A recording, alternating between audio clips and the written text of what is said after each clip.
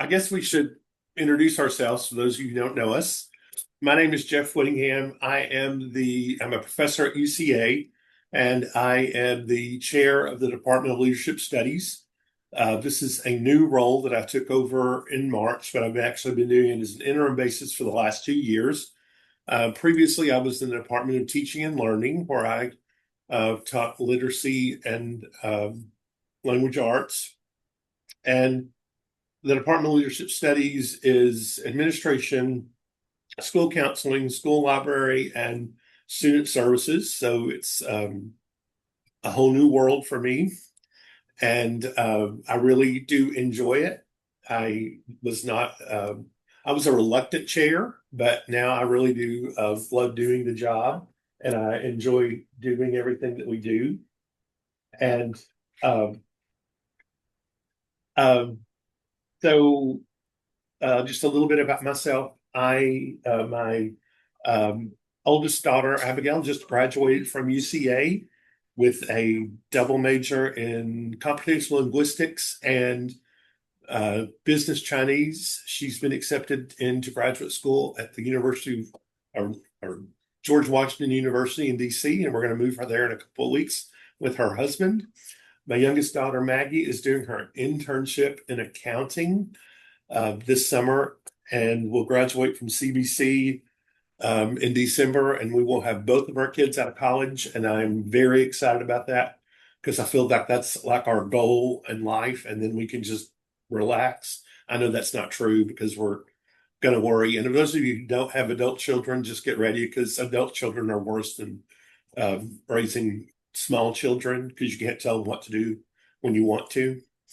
Um, my wife, Rachel, is the director of learning services at CBC, and she sometimes teaches in the library program. If you've been through our library program, you may have had her for a class. Erin? Okay. So I am Erin Shaw, and Dr. Whittingham is my boss now, but he's been my friend for years. So, fun fact, I met him when I was expecting my youngest child, and I had his two beautiful daughters as I was their librarian, and Abigail and Cade I had them for Fast Focus. They were in my advisory group, and there are three couples that were in that advisory group of 30 kids that are married now. So it's crazy. So my youngest just graduated high school. I have three boys, Joseph, Thomas, and Lonnie. Yes, I need to get the third one out of college. So that's where we're working. Of course, he's going to UCA. I'm like, what are you going to be? He has no idea. I'm like, well, why are you going to UCA? Well, you get a discount. Okay, we'll figure it out. I think he's starting with exercise science. Who knows? My oldest two have both graduated. My oldest is married. I have two beautiful grandbabies, and my middle son is a firefighter. He's pretty cool. I like him. And I think I took over in 2017 or 2018 as the program coordinator, but I spent 24 years in public schools, which is fun when I look out and I see people I literally taught with 30 some years ago. So I'm super excited you guys are all here. And I'm going to let Jeff take it away and start with our book talks. I will add that the day I met Erin, I had gone with Mm. another librarian to talk about a research project, and we were in her library, and she said, if you don't mind, I'm just going to lie down on this table. And so she got up on this table. Now I don't know, 8 months pregnant, I don't know, and just lay there I while we almost met. passed out. It was a geriatric pregnancy. We'll leave it there. I was much older than the average bear, and that's why when I looked out this year, when Lonnie was he's a senior, and I knew none of the parents, and I could probably have been the parent of a lot of them. So it was funny to see all these new moms with their first kid graduating, and I'm like, guys, this is old hat. Come on, let's get the show on the road. But anyway. Okay, so we were going to try to do like 5 and 5 so that you don't get bored with either one of us for any great length of time. The first book I'm going to talk about is a picture book. I am going to do some picture books since Amy's not here today. This picture book is called The Giving Flower, the story of the poinsettia. It is just that it's a nonfiction book that tells the story of the poinsettia. It starts with the Aztecs who used it as a um, uh, excuse me, they used it to make poison and I mean medicine, and they used it to make dye for cloth. Fast forward into Mexico, there was folklore about a young girl and a magical story. It happens at Christmas, and that is how it became associated with Christmas in Mexico. Then Poinsett is the first U.S. ambassador from the U.S. to Mexico. And he is the one who is credited with bringing poinsettias back to the United States and making it a Christmas tradition here in the United States. One thing I did find out, because I did research a little more into it after I read the book, which is what I often do after I read something I don't know about, I go Google it. There is a move to change the name of the flower back to the original Spanish. It's a really long Spanish name that I would never be able to say because Poinsett apparently was a slave owner and has some other shady things in his past. I don't know that they'll ever be able to get people to make that shift, um, but it is an interesting piece of its history. Blues Boy, the B.B. King story. Um, I grew up in Jonesboro, which is um, not far from Memphis. So if we went to the big city to shop or do something important, we went to Memphis. And from the time I was a teenager until I was in my mid 30s and got married and moved away, um, I spent a lot of time on Beale Street. Yeah, that's just, if you're a kid in Northeast Arkansas and want to go hang out somewhere where people don't know you, you go to Beale Street and hang out. And so I have listened to a lot of blues and music over on Beale and in Memphis. And so when I saw this book, I knew I needed to get it because I have a connection just to B.B. King and the history of blues. This tells his story, starting when he was a young boy. He lost his mother at 9. He picked up his first guitar at 12. He went on again to become what many people call the father of Memphis blues. So this is a good book that you could use with your music teacher in terms of teaching about the blues. Also, it is you can connect it to um, the Delta and talk about uh, Arkansas history as well as Mississippi history because they go sort of hand in hand during that time period. How to survive a horror movie. A few years ago, I read my first slasher book, and I up until that point, I'd never really read a slasher book. I want to say the first one is called something like "We Were Not Supposed to Die." And growing up, I didn't watch. Well, I went to horror movies because my friends did, but I just laughed at them, and I have a very loud, distinctive laugh. If you have not heard me, I just do, and I would just be in the movie theater just laughing and laughing, and it would make people so mad because they were taking it so seriously, and I did not take it seriously. So again, I just had never gotten into it, but now after reading that first one a few years ago, I look each year for a really good slasher book. And this is my really good slasher book of the year. This is about a young girl who goes to a new private school that's on an island. And she is really into horror movies. She and her best friend in their dorm on Friday nights, they make popcorn and they watch a horror movie. And everybody knows they are into horror movies, especially the main character, that she knows all the tropes and she just loves them. So one day, a senior gets his throat cut. He's killed by somebody murders him, and everybody's upset. Well, then a couple days later, another senior's head ends up in a refrigerator, and so uh, slowly the senior class is starting to be killed by this murderer. And just like in any horror movie, people are getting slashed up. And people begin to believe that it's her because she has all the knowledge of about how these horror movie deaths occur. And so she sets out to prove that she is not the murderer. And interestingly, in this book, the ghosts of the people who've been murdered come back and talk to her. And so she's talking to them about how they died and trying to figure out if they can give her clues as to who did it so she can prove that she is not the murderer.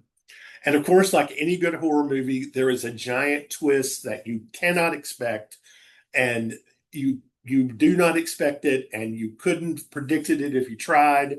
And then, of course, like all good horror movies, at the end, you think it ends, but you're not sure. I mean, it is such a good book, and it is so much like watching a horror movie.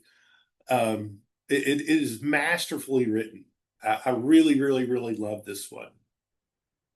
For your kids who like horror movies and slasher books, they will love this. It's definitely, I'd say 10, 11, 12. Piece by Piece, How Stephen Sondheim Made Musical Puzzles Come Alive. This is another picture book. I picked it up recently at the public library, and it is about Stephen Sondheim, the composer, and how he created musicals. It starts out discussing his failures and how he was not successful originally, and then how he was mentored by Oscar Hammerstein and how that helped him understand how to put uh, basically the pieces of a puzzle together to create musicals, and then how he became more successful. Another good book to use with your drama teacher or your um, music teacher. I firmly believe in using picture books with high school kids and middle school kids, and so the picture books, most of the ones I talk about today, are ones that you can use because they have content that relates to what students would be studying in content areas. And this is definitely one of these, but this is not a book that kindergartners would give a flit about. More Than Maybe by Aaron Hahn. Um, I don't traditionally love romances, but I read my first Aaron Hahn book last summer. And I chose it because there was a horse on the cover. And I know that you shouldn't do that, but I love horse books. And it was a teenage Western romance. But I loved her writing. So when I found this book, I knew I needed to read it. It is about a young girl and a young boy, and they both live in Detroit. And the girl has a blog that she writes about music, and she wants to be in the entertainment industry as a music writer. And she actually has during the book, Rolling Stone contacts her about doing an article for them, and she has been accepted into a college in California to do entertainment writing. And so she has her life planned.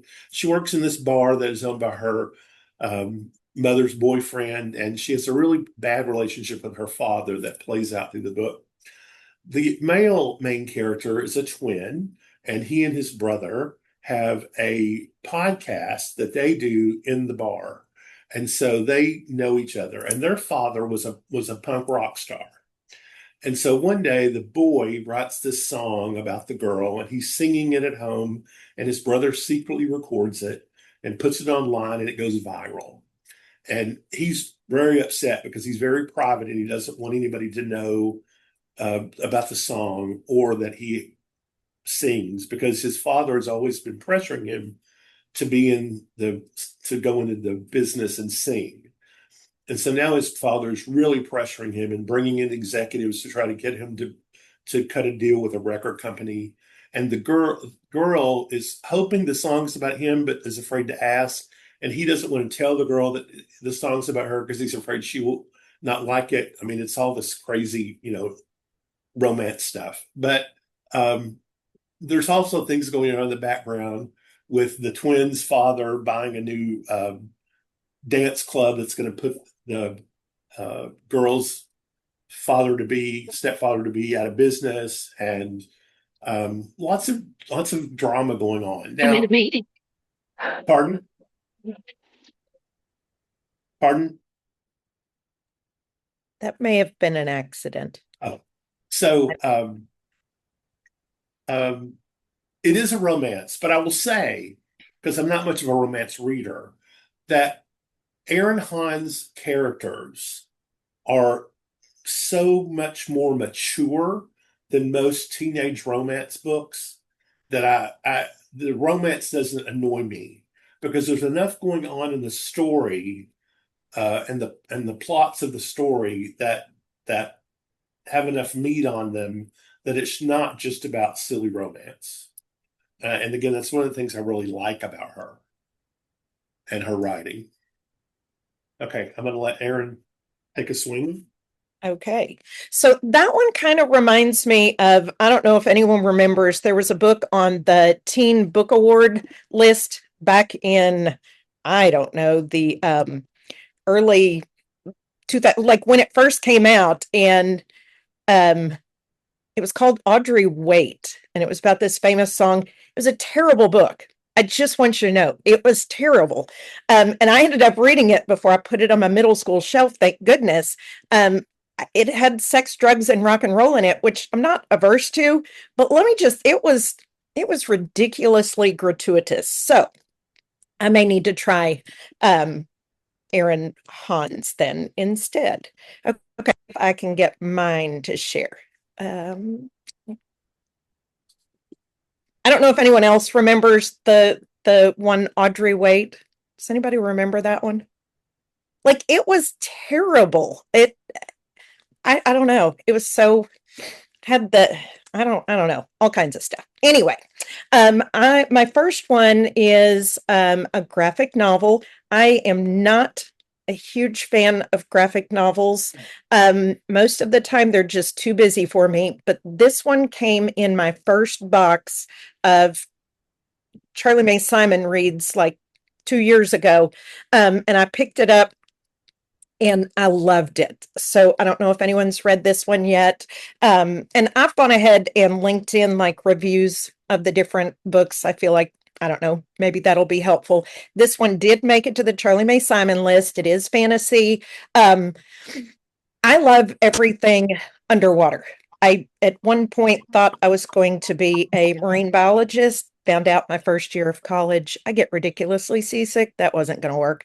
But anyway, but I have loved all things water ever since. But this one's got kind of romance, but you know, it's a girl. Her parents were not very kind. They pretty much told her she was fat and ugly, and they die. And since she's not married, her cousin, her boy cousin, is going to inherit everything unless she gets married. So she's got her crush. I think his name was Peter. And she's going to propose to him, and she does. His dad's like a fishmonger, and he has to like work for the fishing um, company and all, or you know, that's his job, but he likes the finer things. So you know, he's thinking, well, this doesn't sound like a terrible idea, but then he gets kidnapped by a mermaid. And so Jane decides she's got to go after her fella because she does not want her cousin to inherit everything. But it's a great I don't know, it's got heroines like from a lot of the fairy tales, you know, to me, like Belle is one of my favorites from Beauty and the Beast. So it's got a lot of girl power in it, and I thought it was fantastic. So like I said, for a graphic novel, but I quite enjoyed it. And fun fact, my brother is a year older than me. We're in our 50s. He picked it up and he's always loved art and all, he loved it too. So it was good read for I don't know, middle-aged people. Okay, so my next one, it's also a picture book, but this is a science book. That's my other part of my background. This one's also on the Charlie May Simon list. It's called Life After Whale. And I never thought just how fascinating a whale could be. Um, it takes you through the four phases after a whale dies, and it's just fantastic. So if you've got science kids, this one would be great for like a classroom library, even if it's not in a science class, but it really will appeal to a lot of kids, I feel like. Um, I love science, so that's it. And notice there is kind of this underwater theme. I really do love books about water. Now, this one is not anything having to do with water. It's The 10th Mistake of Hank Hooperman. It also made the Charlie May Simon list by Jennifer Koldenko. My favorite by her has always been Al Capone Does My Shirts. That one was just one of my all-time favorites. So I was super excited to see her as one of our choices this last year when we were reading. And this is one of those flaky mom books. Hank is 11, 12. He's like right teetering on the cusp of, a 13-year-old, but he's got a little sister named Boo. She's 3, and he ends up pretty much parenting her more than the mom. The mom tends to disappear, and he really wants to go on this field trip. He's waiting for her to sign it. She doesn't come home for like a whole week. All of a sudden, these notices the landlord's pretty much going to kick them out, and it's just him and his 3-year-old little sister. They have no food, and he figures out there was an emergency contact. His mom did sign the permission form, and on the emergency contact she put this lady, I think her name was Leanne, and he has never heard of this lady. His grandmother used to help take care of them when the mom would kind of go off in a way, but the grandmother has died. So he figures out how to work the bus system. He and his little sister to this lady's house, this stranger they have never met. Turns out it was his grandmother's best friend. And she actually runs a daycare in her home. And it's just, this one is phenomenal. And this poor kid has the weight, just on his shoulders. And he's just trying to figure out how to make things work. It's a really good story. But it is a little heavy. So I don't know if anyone's read this one. Jeff, you liked this one too, didn't you? Because I mean, of course it made the list. He's like, yeah. I Yes, thought it I was liked it. I thought it was good. We don't always get a lot that have real strong male protagonists, and this little guy, Hank Hooperman, you're rooting for him definitely the whole time. But it was good. Okay, so this one was one of my favorites that made the Charlie May Simon list, and I don't know if you guys remember years ago. There was a book on, I think it was Charlie May Simon. It was called Prairie Lotus. One of my absolute favorite series, of course, was Little House on the Prairie. But the more that I've really thought about it, Indigenous people, Native Americans, really, Ma did not like them. Like, she was very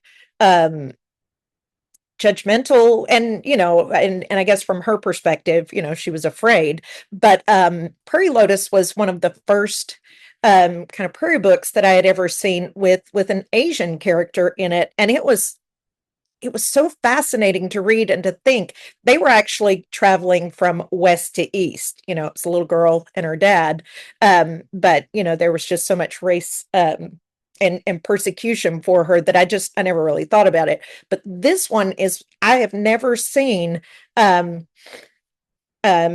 American story of going. I think they were going to Nebraska, and I found this one just completely fascinating. And so in my slideshow, you can look. They called people that left after, I guess it was during Reconstruction, they were leaving the South and heading because, they could own land, but they called them exodusters. And I never realized that this was a whole thing and so it's told by three different um, women, well, a young girl and then her mother and then a young teacher that they meet along the way. And this was just a beautiful book. So I hope everybody will give this one a chance. And this one is on the Charlie May Simon list as well. Um, let me see. Okay. This one was absolutely one of my favorites. It also made it to the Charlie May Simon list. It's dystopian fiction, and that is probably one of my very favorite genres. It always has been. But this one is The Legend of the Last Library. This young lady, Juniper, I think her name's Junie, she lives with her grandfather. The government has pretty much taken over everything. They live kind of in this wasteland area. They have these like rolling blackouts. Her grandfather has really bad, I think it was like emphysema. So he needs breathing treatments, but since the power gets shut off at different times and they can't breathe very well, she really wants to take care of her grandfather. It's just her and him. Um, Paper has become just it's like non-existent. So it's very scavengers look for it and the government pays big money because they had this huge blight. All the trees are wiped out and it just, man, this one was really, really, really, really cool. Um, all right. I think I'm faster than you. I don't know, Jeff. I don't go into as much detail. Do you want to take over the next five? I think I did Sure. five. Okay. Let me stop my share. Maybe.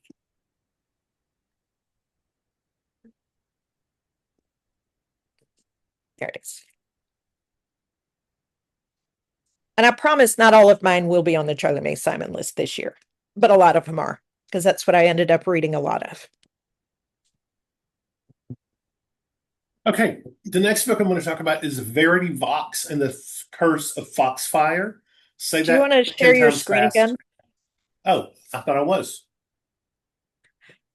Well, I don't know. Maybe I'm.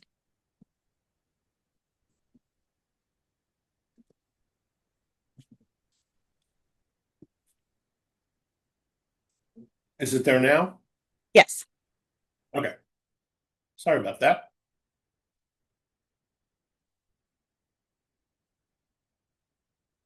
Okay, the next book I'm going to talk about is Verity Vox and the Curse of Foxfire. Say that 3 times real fast.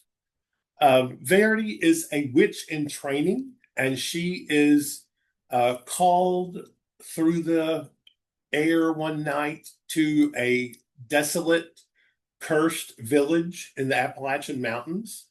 And when she gets there, she is called upon to use her magic to help this town that has been cursed. And it has been cursed by this, what they call the man of the mountain, who came and cursed the whole town. The bridge that leads out of town is broken and fallen in. There are no goods in the store to sell. The plants in the gardens won't grow. It's a really desolate, sad place. And so Verity sets about with her cat, her cool cat, doing spells to uh, undo or to help revitalize the village. And things are going well until the man of the mountain discovers that she's there. And then there's this face off between the two of them. And the question is, does Verity, a young almost witch, have enough power to defeat the man of the mountain who cursed the village in the first place? It's a really entertaining book. I heard about it on NPR actually, and that's when I went to find it because I was entertained by what they were saying about it on NPR. Kate Messner, The Trouble with Heroes. This was my favorite book of 2025.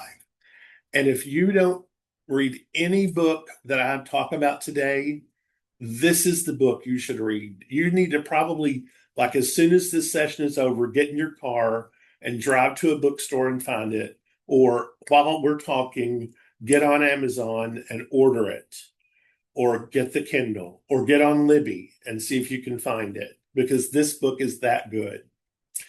This book is about a young boy whose father is killed during 9/11. His father is a fireman, and he is very angry. He's angry at his father for getting killed. He's angry at his father for leaving he and his mother.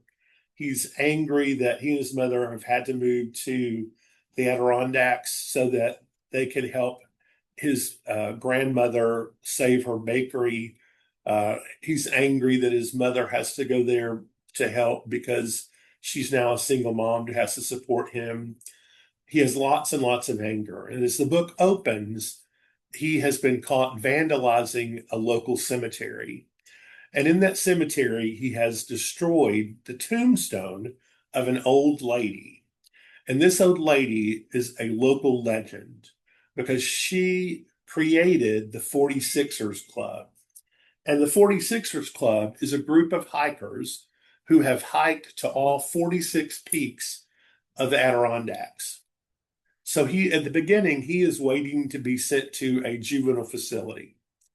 And the one day there's a knock at the door, and the daughter of the old lady comes over, and she says, I will make a deal with the judge that if you will hike to all 46 peaks of Adirondacks this summer, um, and take my mother's dog with you, that you will not have to have any punishment, and that'll pay your debt. And he doesn't want to because he doesn't like dogs and he doesn't hike, but he agrees because it's better than the alternative.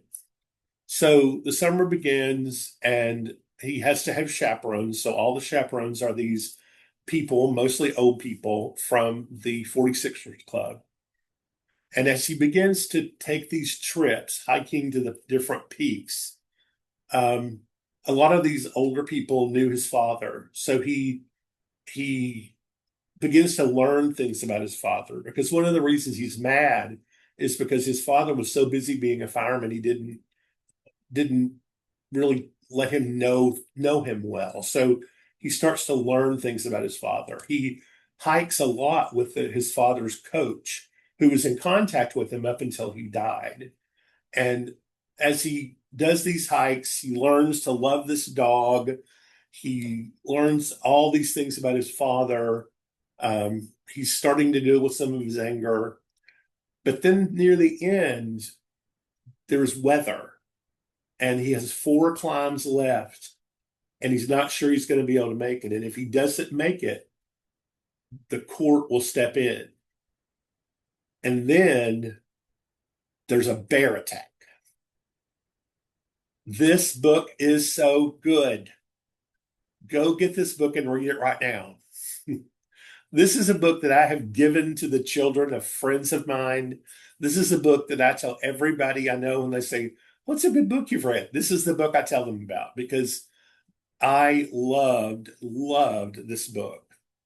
And I hope we get it on Charlie May next year, because it's a 2025 pub. And it truly was my favorite read of 2025. One of a Kind, The Life of Sidney Taylor. This is also a picture book. Sidney Taylor was one of the first recognized female Jewish writers. She wrote a series of books called Some of a Kind. They're the play on words for the name of the book, called One of a Kind. She is the woman who the ALA Award for Outstanding Jewish Juvenile and Young Adult Fiction is named for.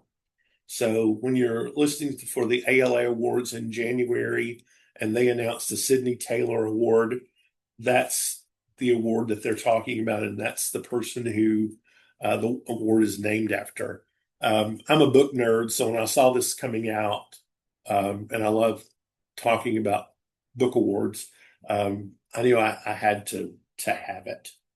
And if you want to teach in the library, if you want to teaching your kids about book awards, this is a great introduction into one of the book awards. The Teacher of Nomadland by Daniel Nayeri. This is a very interesting piece of history because I like when I don't know history and I find out about it. This book takes place in Iran during World War II. And I don't even think about the Middle East when I think about World War II. But in this book, Iran is neutral, and that's the truth during the war. And in this book, this young boy and his sister um, have a father who was the teacher of the nomads. And so in the fall, when the nomads would come through before they traveled across the desert for the year, they would pick up his father and the children, and they would travel with the nomads, and the father would be their teacher. Well, their father passes away, and so the young boy straps his chalkboard on his back and decides he's going to go take his father's place. So he meets with the head of the nomads, and they start off across the desert, and he has his first lesson, and it goes horribly wrong. And the leader says, "This isn't going to work. Get out of here." So he and his sister are in the middle of the desert, and they start to, of course, try to go to get somewhere where they can, find refuge. And they run into a Nazi soldier, and of course they're scared, and but they interact with him and go on their way. And then they run into a young Jewish boy who is hiding and running away from the Nazi soldier. And so they then try to help this young boy get across the desert to a port so he can catch a ship and get out of Iran before the Nazi soldier can find him. It's a very interesting book. And again, I love World War II history, and it's a piece of World War II history that I didn't even know existed. And so that is an appeal to me. Breaking Through the Clouds: The Sometimes Turbulent Life of Joan Simpson. Another picture book. This is about the first woman, Joan Simpson, or Joanne Simpson. I'm not sure how you would say that. And she is the first woman who received a PhD in meteorology. And she came up with the theory that cloud patterns dictate or can show weather patterns. And all the male meteorologists laughed at her and told her that she was just a female and she was wrong. But come to find out, she's right, that clouds do tell us many things about weather patterns and how weather works. I love books about girl power, and especially books where girls show boys that they're wrong. And so this is a really good picture book that does just that. And it spotlights someone who I'd never even heard of until I read this book. So again, I really enjoyed it. When We Ride by Rex Ogle. Rex Ogle, traditionally his books have been memoirs, nonfiction. This is a fiction book, but I feel like it's based somewhere on his life, I think, too. It is about a young man, young teenager who has a plan for his life. He's going to college. He's got a plan to get out of the poor life he's living in. And he also, by chance, has access to a car. He has a car. And his best friend does not have quite the life that he has. He has a much rougher life. And so the friend um, starts asking him for rides across town to different places. And of course, they're good friends. So he's like, sure, I'll do that. And the friend pays him gas money. And so they're going and riding around and having a good time. But then the main character realizes that his friend is selling drugs, and he is taking his friend to deliver drugs at different locations across town. And so he's torn because he doesn't want to get arrested and throw away his chances of his future. But at the same time, he loves his friend and knows his friend is doing his best, even if it's not something he would want his friend to be doing. So he's not sure what to do. So is that five? Okay, I'll stop here and let you go, Hey, Aaron. Jeff, somebody asked about the trouble with heroes. What age range do you think that one? I feel like upper middle level, like seventh and up, but I could be wrong. Um, yeah, I think so. I think you could go You could go a little as lower too. I think you could go as low as fifth, maybe, because Yeah. there's nothing really like um, untoward in it. Um, there's I was just anger. thinking, boy, boys just mature so different. Like I feel like a fifth or sixth grade girl would be great with it. I Yeah, just think about my boys. They would have been, I don't know. I don't know. But yeah. I don't know that they would. Younger boys would get the impact of his emotional things with his father. Yes. But I think they would connect to the dog relationship and the outdoor relationship and the smart alecky stuff he Hmm. does with his mother. It's like when he's hiking, the only way he will communicate with his mother because he's irritated with her is when she texts him. He'll text back, "I have not been eaten by a bear." That's all he'll say. That's Yes. all he'll Yeah. say to her. And that reminds me of my boys. Like my oldest was in college and he would not answer back. I don't, so I just did the lost my iPhone thing and it played. And of course he was in class and he got mad at me. I was like, well, next time answer your phone, kid. But no, yeah, because I could see some parallels too, but I thought about that was kind of more seventh grade, whatever, when they get that attitude. I don't know. You got the girls, so I just yeah. Anyway. Okay, well, I'll go on to the next one. This one is on the Charlie Mae Simon list. This one's called Ferris by Kate DiCamillo, and I love Kate DiCamillo. I've loved her, the Tale of Despero, because of like she just the gambit is huge. But this was one that I came back to. It was just a sweet book. So it's told from Ferris's point of view. She's her name is Ferris because her mom went into labor under a giant Ferris wheel at, state fair. Um, but she just has this quirky family. They're downright weird. Like her uncle is living in the basement. He has left his wife, and he's going to paint some big masterpiece. But every time Ferris goes down there, he hasn't even done anything. His wife is like a beautician, and so the uncle sends Ferris to get some intel on how the wife is doing. She gets a terrible perm, a horrible haircut. But I think the funniest character in this whole book for me was so Ferris's best friend's a little boy, I can't remember his name, but he hears music in his head. He's just a cool character. But her little sister, Pinky, is like she is trying to get on a wanted poster. She has, I don't know if you can see, like this is a picture of her. She is missing her two front teeth because she might have stolen a pair of pliers from the hardware store, and then she pulled out her two front teeth with the pliers. She's just odd, but in this she gets into Houdini, and so she is just fascinated by Houdini. But this was just cool. Ferris's beloved grandmother just isn't feeling well. She lives there too. She starts to talk to ghosts. There might be some raccoons in the attic. This was just a fun book, but Pinky, I think, was my favorite character for this one. So this one did not make the Charlie Mae Simon list, and but I put this one on here. This one definitely is heavier, and so I think back to the Hank Hooperman book.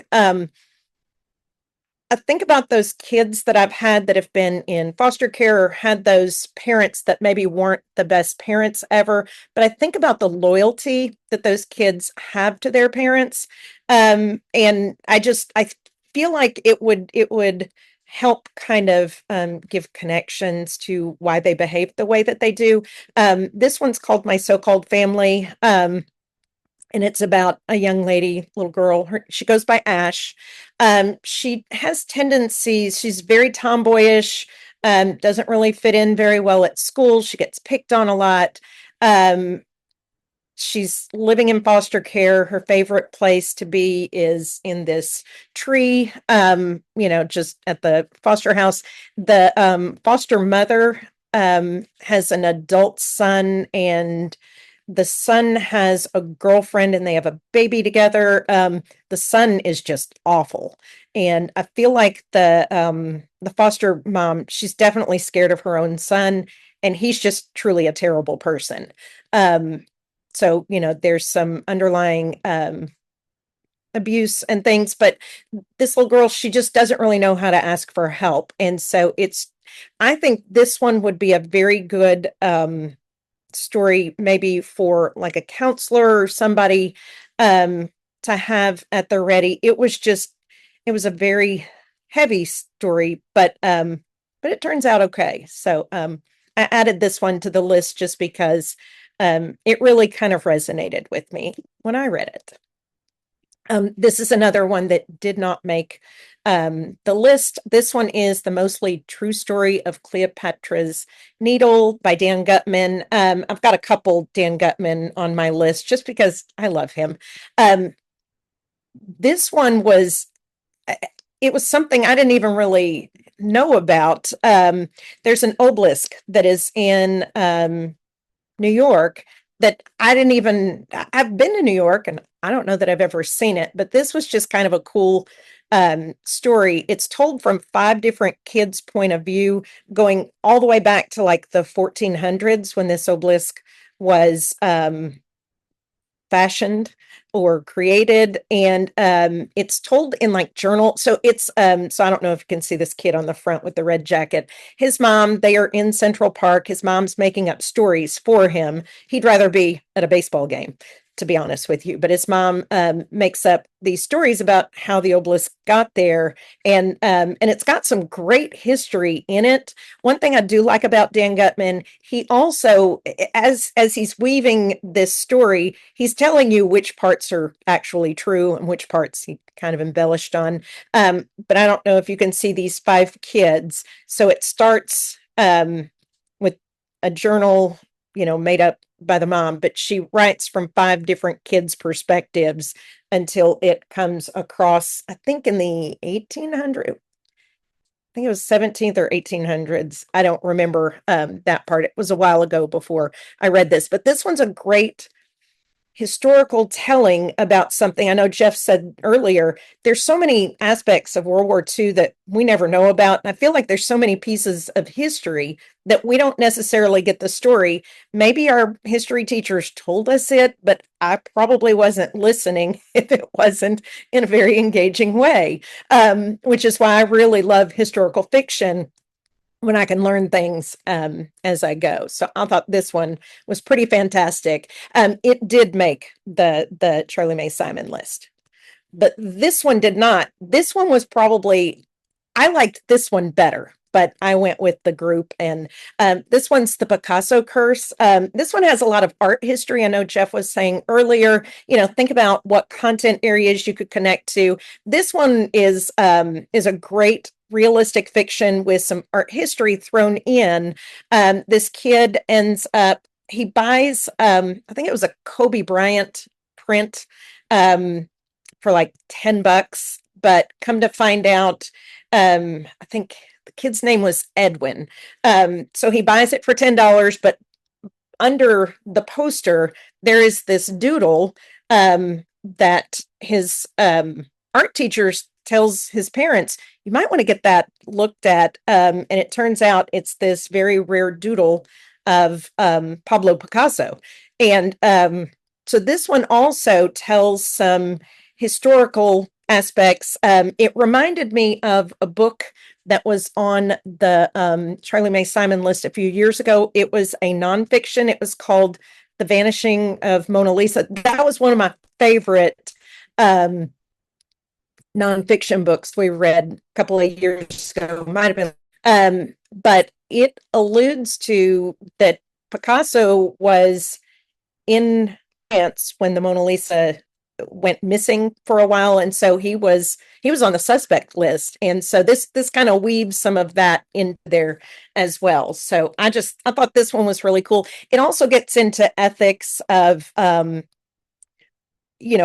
are you going to do with this thing? Like the kid, he pretends he's going to shred it. He becomes a TikTok sensation, all kinds of things. But I didn't like the way this one ended because this one kind of leaves you hanging. And so you're not exactly sure where it goes. So this one kind of leaves with a cliffhanger. I guess it's so you can decide what Edwin does with the print. I don't know. It was really good. Popcorn is another one. This one did not make the Charlie May Simon list. I'm trying to count, make sure. Yeah, so this one is my fifth. This one's realistic fiction. It's by the author that did Wink, which I think that one made the Charlie May Simon list a couple of years ago.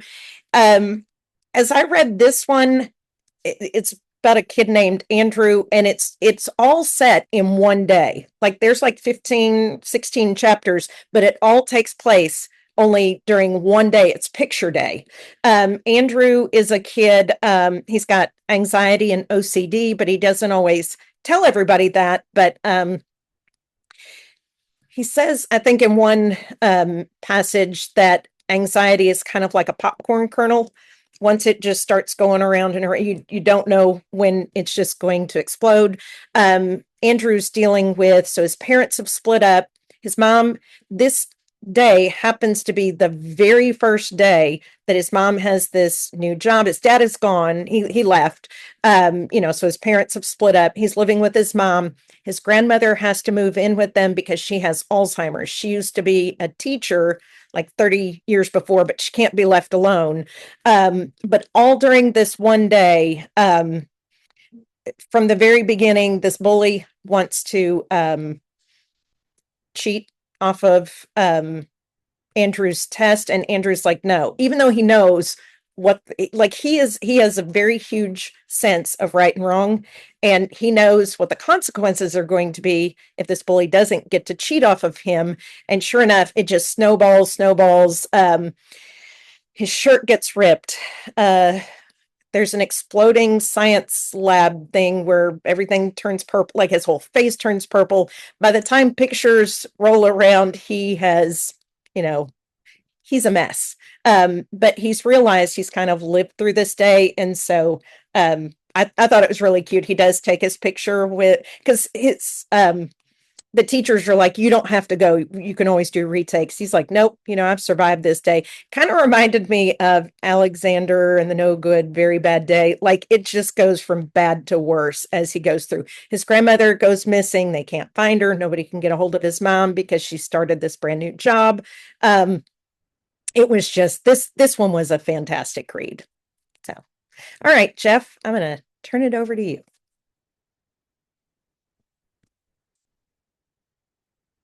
Oh, I'll stop share. There. And that one did win, I think, the Schneider Award. So if you're looking at book awards, it was fantastic.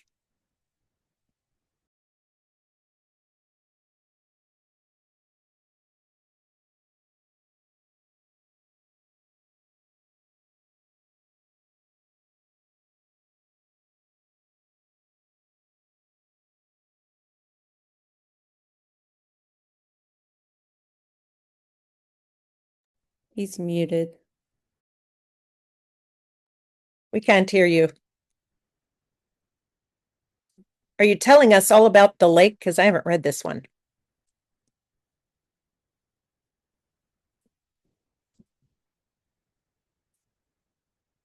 Somebody asked about Sorry the about age that. range for popcorn. I'd say fifth grade and up. I mean, you could do it fourth grade. Um, it was good. It was a good read. Okay, sorry about that. The Lake is another slasher book. It's not as good as the first one I talked about, but it is a slasher book. It is about these two teenage girls, and when they were younger, they were junior camp counselors. And they did something to someone, and they have kept it a secret all these years. And it kept them from coming back to camp because they were too afraid to come back. So now that they are older teenagers, they're coming back as full blown counselors because they think whatever they did is in their past.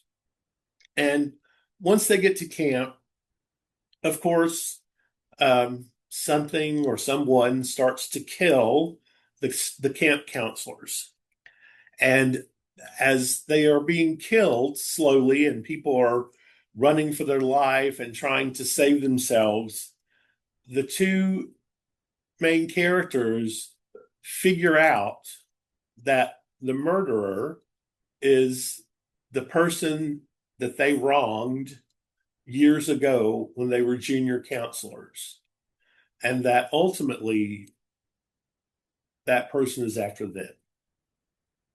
And so you have to slowly figure out what they did and how they did it and why there's vengeance and what they're going to do about it. It's a good slasher book, but again, it's not as good as How to Survive a Horror Movie. Redbird Danced is about a um, young indigenous girl and her best friend, and he struggles with reading, but she is always encouraging him. She is a ballet dancer, and he thinks she is like fantastic and beautiful. But then one day, her aunt, who has encouraged her to do ballet and has been her number one fan, disappears, and it sort of destroys her. And eventually, at school, they're doing some projects, and she starts to do a project on the Missing Indigenous Women's Project, and which is a real legit thing if you haven't heard of it. And she is talking to um, the boy's grandmother, and the grandmother, um, because she has stopped dancing uh, ballet, tries to, and then later does convince her that she should dance the dance of the Redbird, which is a tribal tribute dance in honor of her aunt who has gone missing. And so it's about how she is basically dealing with the disappearance and probable death of her aunt, um, as she is dealing with that grief, but then funneling it back into an art form that she is good at. Why We Need Vaccines. This is a picture book, and it is just what the title says.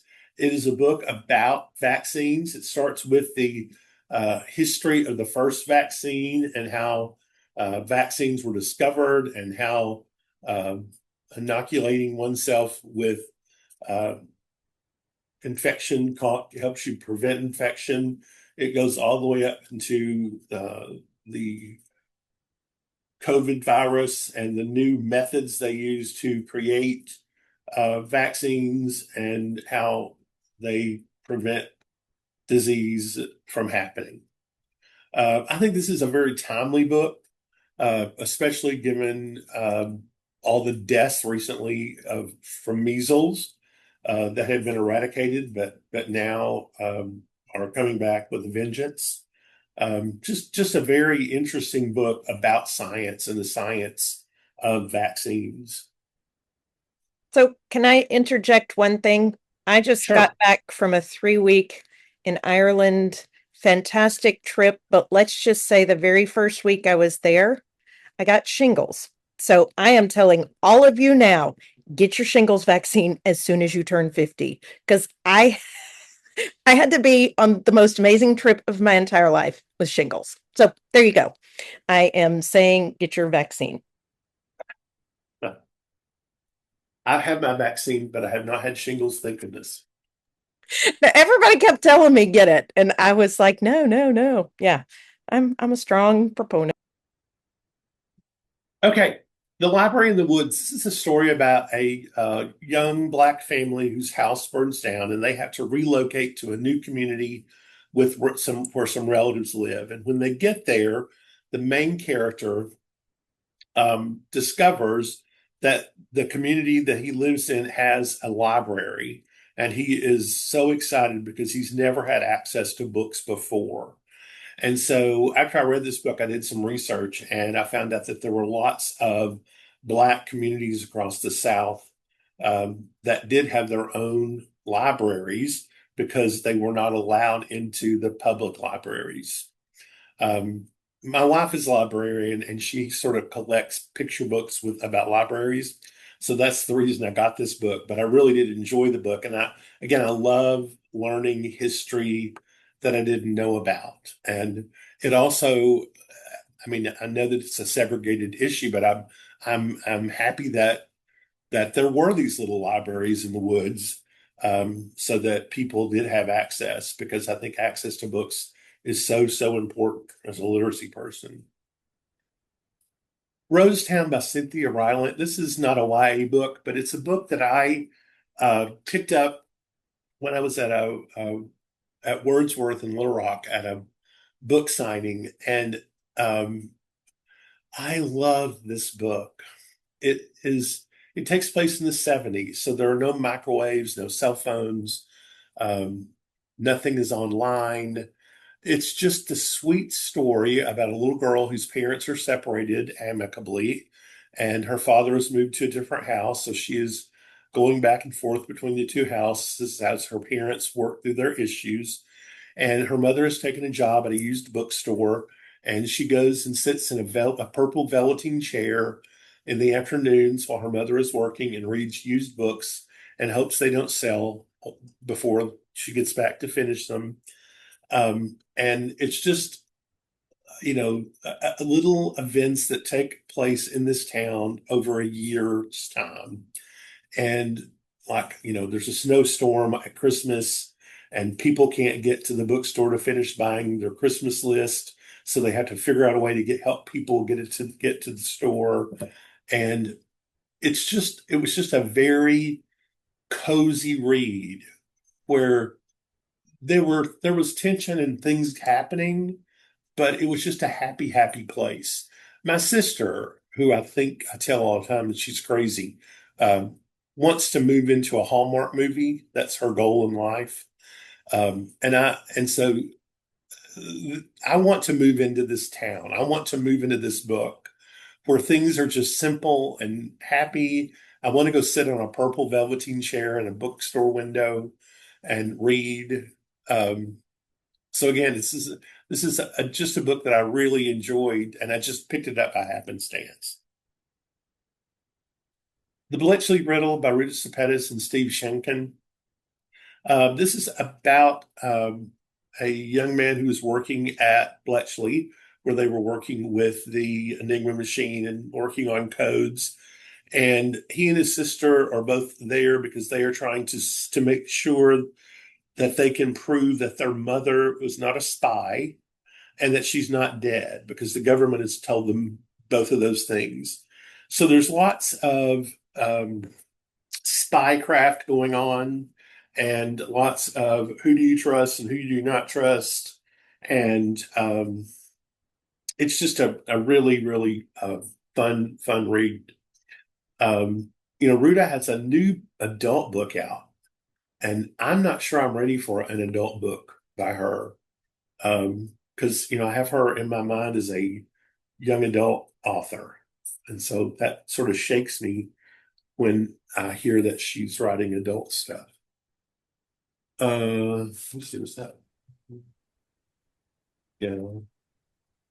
Okay. Okay. Aaron? I read that one too. I loved Bletchley Riddle, and we almost got that one onto the Charlie May Simon list, but I think it's on the Teen Book Award one, so Yeah. for like 7 through 12. It was a great read, but we did realize it probably would have been a little over the head of like our middle level readers. So, but I loved it, Well, and and the thought main that was characters are older. yes, yeah, I think that was the main thing. The main characters are teenagers. yes. Okay, so I think. Maybe. Oh, here's where. Let me get back to mine.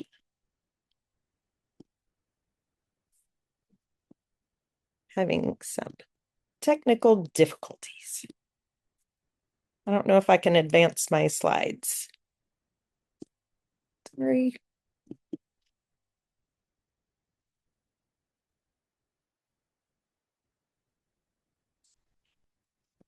Hang on.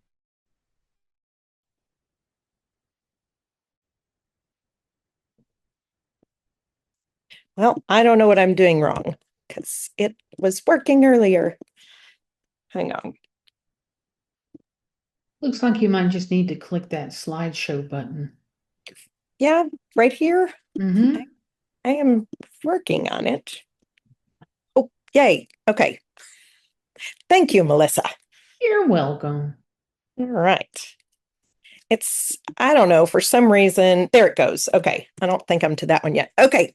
This is a book. This is the second one of my, I think, graphic novels. This is one Jeff made me read because he loved this book so much. And so I went ahead and picked it up and I was like, fine. Because like I said, I don't love graphic novels, but this was a super quick read. I think Valentina, she's getting ready to go to a brand new school. She's apparently been kicked out of every school known to mankind. She gets mad, she's angry, and she, is getting ready to start over. And in her mind, though, like she has these like movies kind of playing out or different thing. When she gets mad, she's like, okay, she becomes like a knight in armor and whatever with her sword, but she meets these three guys, and I know nothing about Dungeons and Dragons. I know that my boys like to play I had no idea what it was. I knew my brother-in-law liked it. I know my brother did back in the day, but I just thought it was this weird obscure thing that kind of odd people played. I don't know. But I learned a lot about Dungeons and Dragons from this book. Val gets invited by these three guys to play, even though one of the guys, he's kind of mad. He doesn't want her to be part of it. But come to find out, she's actually really, really, really good at making up the stories and coming up with new characters and things. But their sponsor, it's a club that's sponsored after school. Their sponsor, I think his wife is having a baby. So he's like, okay, I can't be the sponsor anymore. So they get the wrestling coach, and the wrestling coach is the traditional old school coach. Just he doesn't know anything about Dungeons and Dragons either, or writing or whatever. But he's like, okay, you guys, I'll be your sponsor if you guys will come join the wrestling team. Well, the three boys are terrible at it, but Val actually excels. She gets to put her anger into a space where she's successful. And so the wrestling coach, he becomes their sponsor. And this one was just a great book. This one is on the Charlie May Simon list. But I feel like it was a really good introduction to Dungeons and Dragons and kind of learning a little bit about it, but it's not like this rule book where you're just reading the rules. It had a nice plot line that went with it. I did find it a little, I don't know, not, uh, it was a little weird how good Val was at wrestling when she had never wrestled before, but that's neither here nor there. Somewhere the plot has to fall down just a little bit. But this one was good, and I enjoyed the drawings, and it was a lot of fun. So this was another one I think that Jeff made me read. It was called Gut Reaction, and it's by a mother-daughter team. So Kirby Larson is an author, and she's written several books, but Quinn Wyatt is her daughter, who had like Crohn's disease as a child, but they didn't know what it was. So they decided it's a fiction, it's realistic fiction, but it is based on the daughter's journey. And at first, so I was reading something where the mother and daughter, they were interviewed, and Kirby was like, at first she was like, it's really hard when your child is sick and you cannot fix it. I know as a parent, I still feel terrible about the day I sent Joseph to kindergarten when he had strep throat, and I like infected the entire kindergarten. I thought he just didn't want to go to school that day. I didn't realize he actually had strep throat. But so the mom was just, she said it was still kind of new. And even though her daughter's an adult now, I think she was diagnosed when she was 16 with Crohn's disease. Before that, it was like all the doctors kept telling her, it's in your head, it's in your head. I found that piece just very, very, very interesting. And another connection that I made for this book, it's about a young lady. Her father has died. He was a cook. She loves to cook. She's trying to keep her dad's kind of memory alive. I think her mom is already remarried, kind of moved on. But this girl, so her stomach, it's like a knife, is like hitting her in the stomach, but she doesn't want to whine. She doesn't want to tell her mom. She doesn't feel good. But she's trying all of these recipes because she wants to be on this cooking show. And if you know anything about Crohn's disease or IBS, a lot of times it's like wheat and all that stuff that just tears your stomach up. And so every time she would try new recipes, it just hurt her stomach. So I thought it was a really, really great read. But it reminded me of a book a couple of years ago that was on the Charlie May Simon list. It was called Honestly Elliot. He was a kid with ADHD, but he loved to cook. But he ends up like in a science, or it was some kind of competition. And so he and another girl who has IBS, they decide that their project is going to be this cooking thing. And so, his ADHD is, it's not necessarily a visible disease. Neither is IBS or Crohn's disease. You don't really know, unless somebody tells you. So I loved this one, and I loved Honestly Elliot. So I saw the parallels between those two, and that was one of the reasons why I just thought it was pretty fantastic. I was trying to see, Tess was the girl. I like to know the main character name, so I had that. Um, I don't know. I kind of feel like this was my favorite that I read. This one's more junior high. I feel like upper level. This one's this boy, his mom, flaky mom, she's got bipolar disorder. And he's 14. Um, his name is Quagmire. I mean, come on, who names their kid Quagmire? There's like a bird theme throughout this one, which I love birds, so I thought this one was just kind of a cool book. He goes to an art camp. He's got a crush on his really good friend Cassie, and so she talks him into going to this art camp. He's just kind of quirky, comes off very prickly, but it's because he's trying to keep his mom's bipolar disorder hidden, like she's not medicated or whatever. He knows when she's going to spiral, and he knows how it's pretty much going to end. I think they live in New York, and she gets this wild hair that they're going to take off. She basically dumps him, or lets him out on the side of the road in Nebraska. He figures out he's got this uncle he's never met. The uncle has a farm. He learns how to milk a cow. Needless to say, after he learns that one, I think he pours Dr. Pepper on his cereal because he's a little averse to milk after that. I just found he's just very funny and kind of snarky. So I quite got his humor. I really, really, really liked this one. But I would say this one he's just angry. He's mad at the lot he's been dealt, knowing that his mom's sick, and, he can't always help her. So it was a really, really, really, this one had a good boy message again. Oh, I loved this one, The Night Librarian by Christopher Lincoln. I just loved the word, like, if you love libraries and you love literature, this one is, it's kind of reminded me of Inkheart. I don't know if anyone read Inkheart years ago, where the dad could read characters out of stories.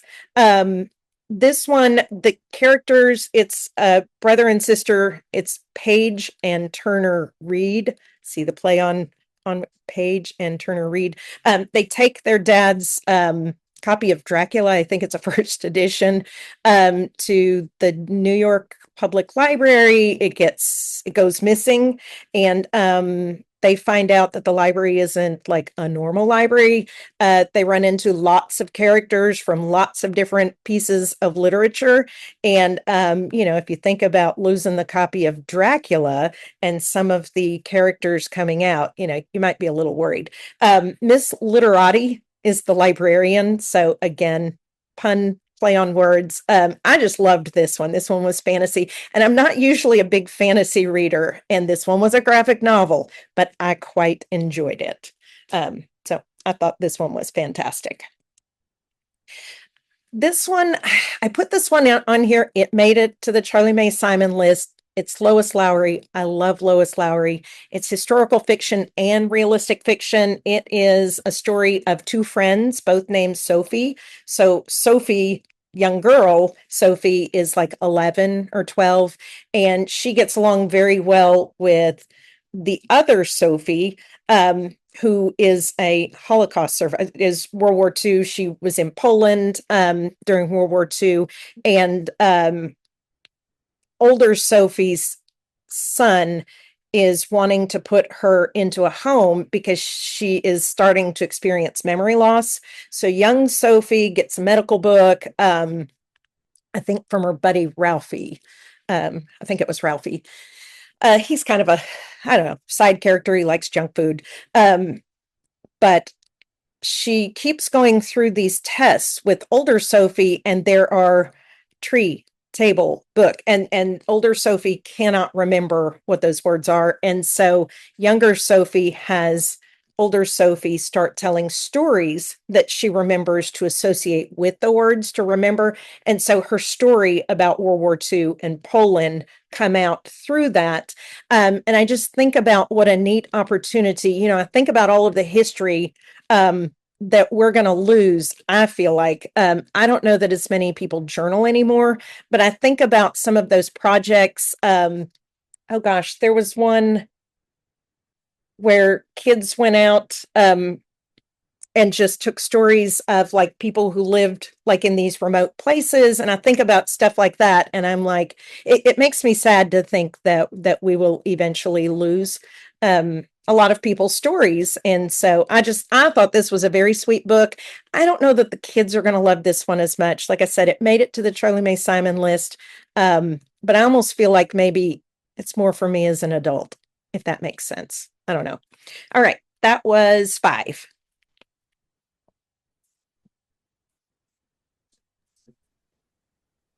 Okay.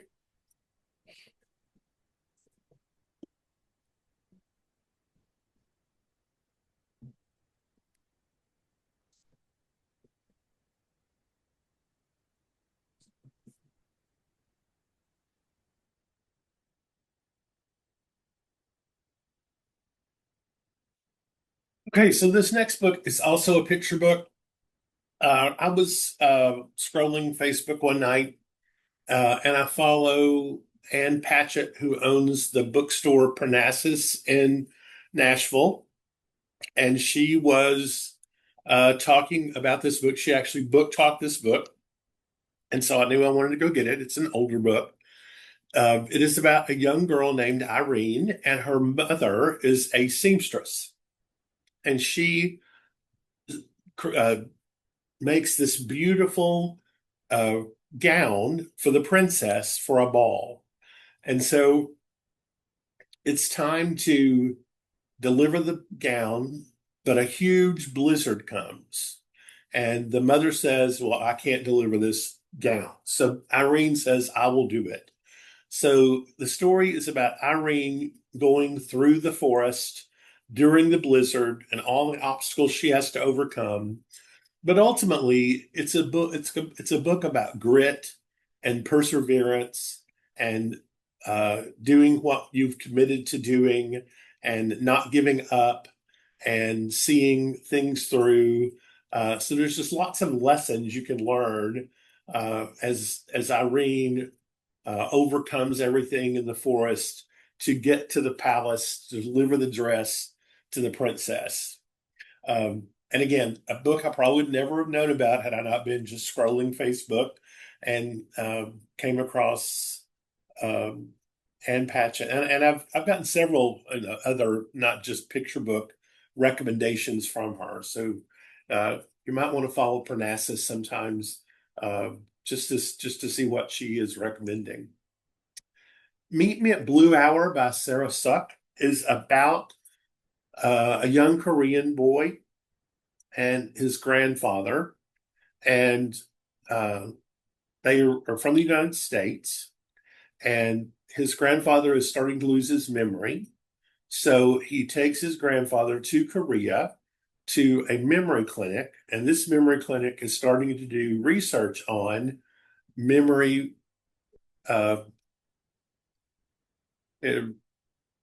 not replacement, memory. What's the word they use? Anyway, saving memories. I'll say that. But when they get there, come to find out, the doctor who's running the clinic used to live in the United States. And her daughter, who's running the reception desk, used to date the boy. And the reason they have moved to Korea is because the laws about this kind of research are less strict in Korea than they are in the United States. So he walks up to the desk with his grandfather and he says, I'm here with my grandfather for an evaluation. And he doesn't recognize the young girl. And she's really offended because, again, they used to date. And so um, it didn't take me long to figure this out, but it took them quite a while. Um, the mother had erased him from her memory, or erased her from his memory. So as the book goes on, the two of them get together and they figure out that they used to date and that his parents had her erased from his memory. And the boy starts to wonder, because he's angry that this has happened, if I'm so angry that someone would erase my memories, uh, would is it without my permission? Is it fair that I want to uh, salvage and pull back memories from my grandfather without his permission and mess with his memory without his permission?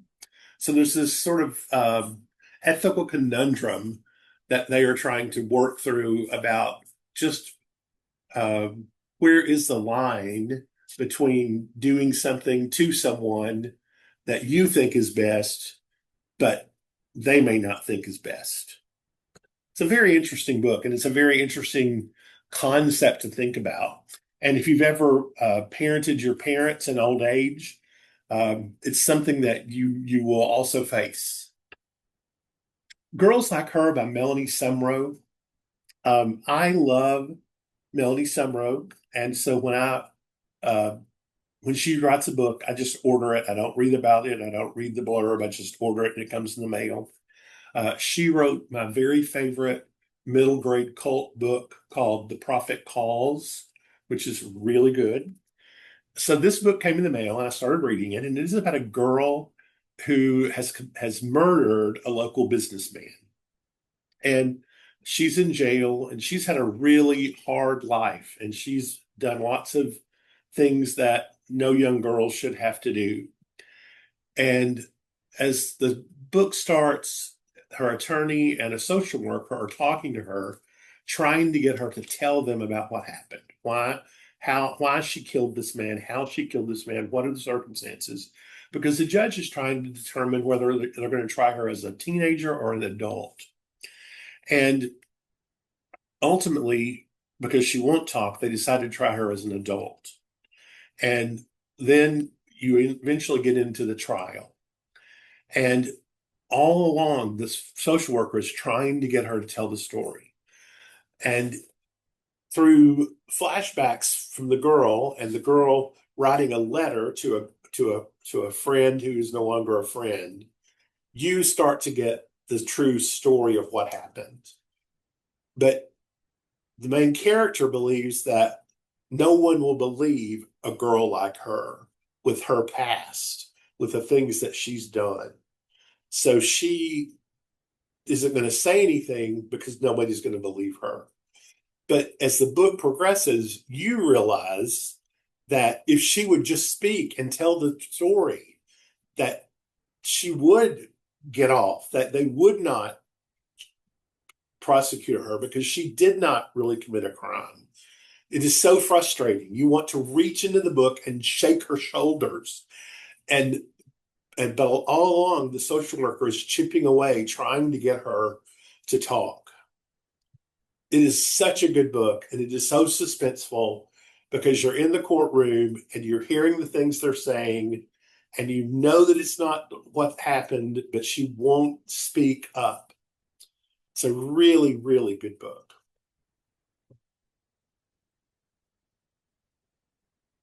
Dancing with Water by Twindle Wallace. This is a picture book about a man who still uses a dowsing rod with a tree limb that guides to water, and about how he wants to pass this down to his son and pass this skill. Or some people say it's not just a skill; it's a gift that's passed down through a family in finding water. This would be a good companion book to um, The Water Seeker, thank you, The Water Seeker. our really good friend Kimberly's book. Yes, Kimberly Lewis Holt's Water Seeker book. Anyway, this the whole idea of holding his twig and finding water has always fascinated me. Of course, the first time I heard about it, I immediately went outside and got a stick and tried to find water in our backyard, but it didn't work. Family Feast by Carol Boston Weatherford. This book is about, it's a picture book, but it's about a family getting together for Sunday lunch. And it's about how everybody brings their own specialty. This aunt makes this one thing, this aunt makes this one thing, grandma makes this one special thing. And I relate to this because growing up and going to our family reunion or going to our church homecoming, that's how things were. I mean, my mother would have been run out of town on a rail if she had shown up at any of those events without chocolate pies. Now, she didn't really make them for us at all, but she always made them for family events or church homecomings because that's what people expected. And so this was a like a walk down memory lane, a feel good, um, thinking about the connections you make as a family to the foods that are associated in your family with your family. Like I know this is crazy when I dated different women and when I married my wife, uh, my mother made a jam cake that had a caramel frosting, and then we always ate it with fruit salad on it.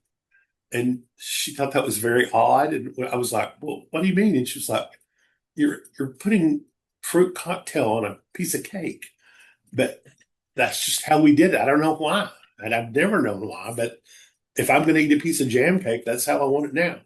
So anyway, this was just a really fun book to uh, think about families and feasting. I think this would be a great book to read aloud at Thanksgiving and talk about family food traditions because it's a warm, fuzzy book. How many did I do? Okay, is that five? I think that's five.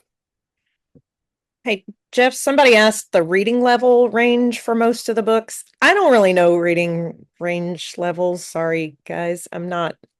Um, so That I would be would an think Amy question. for Meet Me in Blue Hour and Girls Like Us, Girls Like Her, definitely not just reading range, but I would say um, age range. I would say 10, 11, 12 because of the content.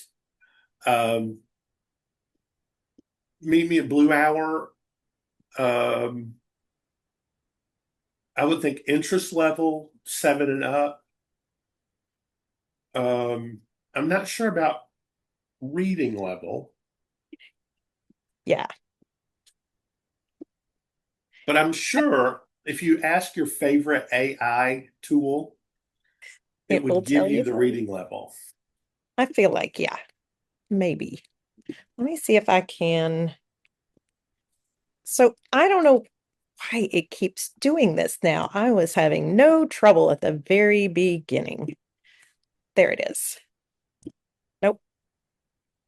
I don't know if I have my split screen. Melissa, my helper. I don't know what I'm doing here. I don't know if she's. I'm not sure. I'm here. I know. So when you click on slideshow, is it not working? Yeah, it won't. It's not clicking. I feel like I am in my. Hang on. Let me. Let me see if I can do it from there. No, my buttons are not working. I don't know what I'm doing, You might but try that's to okay. refresh the page and see if that helps. Oh, well, gosh, why didn't I think of that? Yeah, maybe. Okay, let me see if I can find my Zoom now. Hi, sorry.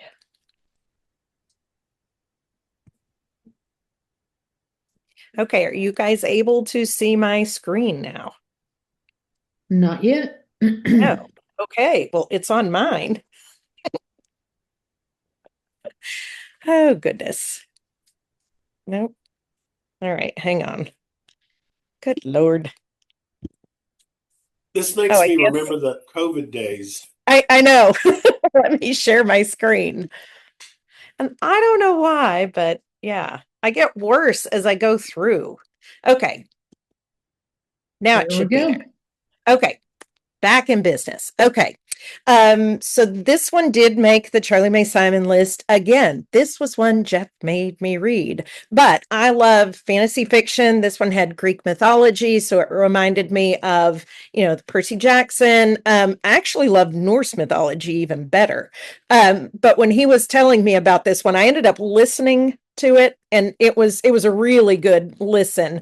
If there are any small children around, I apologize now. This is a good kick-ass girl book. I'm just going to say it because if you think about most mythology, there definitely is, male myths. They always tend to come out on top. Even, Athena and all of, the different goddesses, we're never as strong as the men. I don't know if you figured that out, but this one, I felt like it made it accessible. I don't know if that makes sense. And the review that I posted on my slide, it goes back to Jennifer Lagarde. If you've heard of Library Girl, I think she came to AIM years ago for us. She's fantastic. But she pretty much said the same thing. This girl Ava, she's got this crazy hair. She just is angry. Her mom, is like, you've got to keep it. You have to keep your anger in check. She's got an older brother that's like perfect at school, and she keeps getting compared to him. She's got this guy in her class that's just not very kind, not very nice, and she ends up freezing him with a look, and she thinks she does, but everybody thinks it was just like a seizure. But come to find out, her mom ends up sending her and her brother to this elite boarding school over in Europe. And they think it's for heroes, all like, because it was put together by Poseidon and, the other Greek heroes. Um, but when they get there, Ava finds out like she's excelling much more than her brother is. And they are all getting ready to get DNA tested. Everybody at the school is. And so they think that they're looking for heroes. They're actually looking for monster DNA. So she finds out, yes, she is related to Medusa. But it is fantastic. I loved this one, and I'm so glad Jeff made me read this one. It's just, she's got a friend named Fiona, who ends up getting silenced for asking questions. And that's when Ava realizes she's got to do something. And so this is the first of a series. And so I just thought this one was pretty fantastic. So if you get a chance, find this one by Catherine Marsh. I loved it. This was another one that I absolutely loved. Wanderlost by Laura Martin. Yes, it made the CMS list. It's fantasy fiction, but it's kind of board games meets video games. So think Jumanji meets Wreck-It Ralph. It's two brothers. They their mom has never let them play board games, and they thought that was the weirdest rule. They could play video games on the down low, but one day they are at school and their mom, something happens to her. And so they get this very weird message, and they know something has happened to their mom. And they end up with their grandpa. I think his name was Ace, and he's got this dog. He lives out in the middle of nowhere in this very remote place, but they end up having to go be with their grandfather that they do not know. And they find out that they have the ability to go into board games and become like part of the game. But when one person goes in, somebody has to come out of the game. So there's a lot of like character switching throughout this one. This was a great read. So I quite was entertained by this one. I thought it was pretty amazing. Back to my science. So I know Jeff had a Kate Messner book on there earlier, the hero one. This one is a boring science book, but I loved it. It's called The Next Scientist, and it was these kind of obscure scientists that it just kind of talked about how they were when they were little, and then what they've gone on to do. So like there's a whole section on like astronomy, people who have done amazing things, but they were like, a lot of them are unknowns, but they're great to show, I feel like, any kid that you could be the next great scientist and do amazing things. So I think this one would be fantastic to put in a classroom library, on your regular library shelf. Share this one with your science teachers. These would be great people to research that are kind of little known. I always think about, as a science teacher, Isaac Newton, just kind of all those boring scientists, but these are kind of everyday people that have done pretty amazing things. So it's got great little illustrations in it, and then just kind of little excerpts about the different people. So I felt like it's a good kid-friendly read, if that makes sense. It's not super boring. So yeah. Oh, I was just reading that, yeah, some of these if students struggle at the upper levels for reading, I don't know, you might want to go back and do that. I probably shouldn't have tried to read the chat right now. This was one of my absolute favorites. Jeff, I don't know if you read this one too, Magnolia Wu Unfolds at all. It was on our list, but it didn't make it. I loved this one.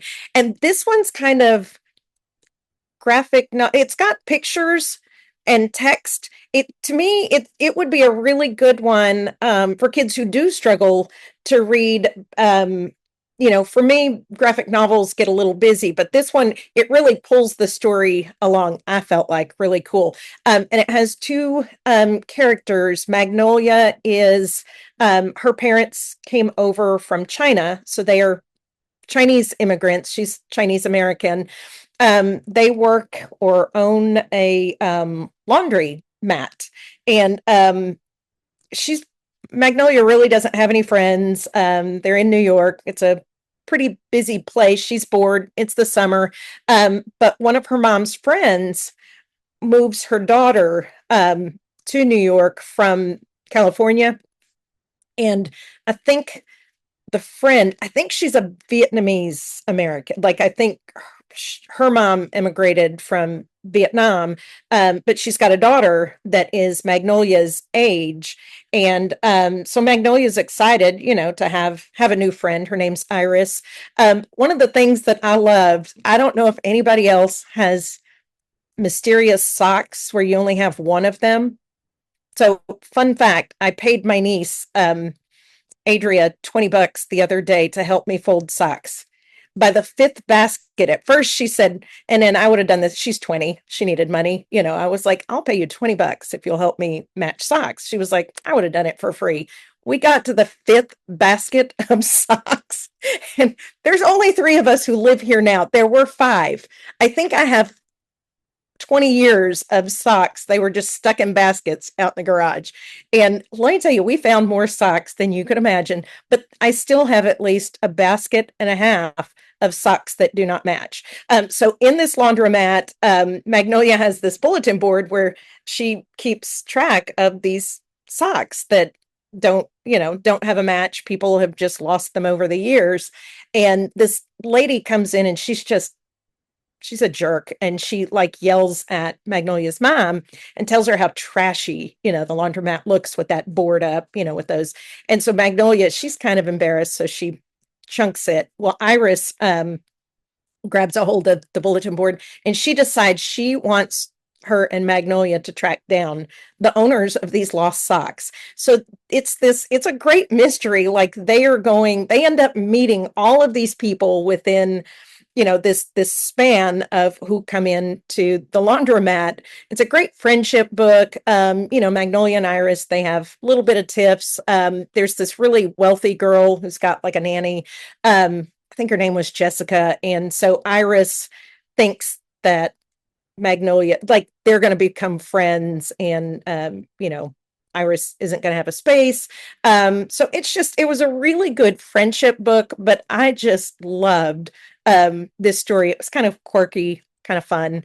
And I love a little bit of a mystery. So they, there's a little crush.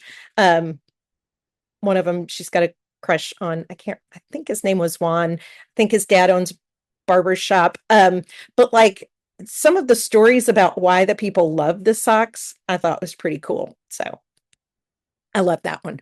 So this is another one that I absolutely love. This one did make the Charlie May Simon list. It's told from partially from a typewriter, Olivetti. And I just thought this one was a cool little, it's a good mystery. I think it's a family of four, the mom, the dad, and then they have four kids. But it's one of the sons. He really likes the dictionary. Like, I love books that have like vocabulary and stuff, but Ernest is the character that this really kind of is told from his perspective too, besides Olivetti. But Ernest loves the dictionary. His mom had this typewriter named Olivetti, and she would make up stories and keep track of things from her life. But all of a sudden, the mom, Olivetti, kind of got tossed aside. The mom got a computer, and so she started doing all of her writing on a laptop. And so Olivetti still has all of these memories, and he can communicate with Ernest, so he can type things back. And one day, the mom packs up Olivetti, and Olivetti thinks he's going on this amazing journey. Nope, he gets taken to a pawn shop and left there.